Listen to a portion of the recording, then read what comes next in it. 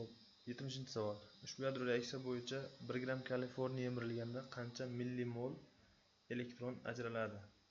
Xo'p, kaliforniy 250 izotop parchalanganda uran 230 izotop hosil bo'ldi. Plus x alfa 4 ga 2 plus y elektron minus 1 ga 0. Ya'ni zaryadi minus 1, massasi 0. Shunda kaliforniy tarkib raqami 98, uran 92.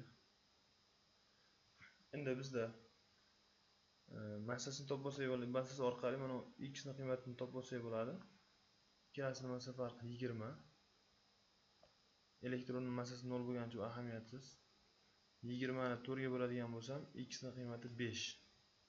Demak, x ning qiymati 5 ekan bizda.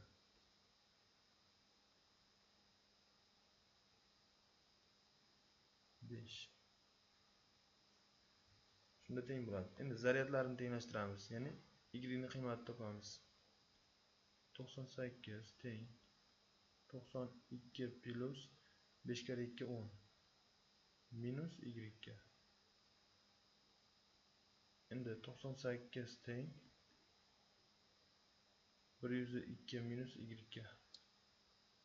Shunda y teng bo'ladi 98 102 dan ayrilsa 4 ga. Demak, y ning qiymati 4 ga teng ekan. Y o'rniga 4 qo'yamiz. Xo'p, 1 gram kaliforniy yemirilganda qancha millimol? Kaliforniydan 250 gram yemirilganda 4 mol elektron. 1 gramida qancha desak 0,016 mol. Endi buni 1000 ga ko'paytirib olsak 16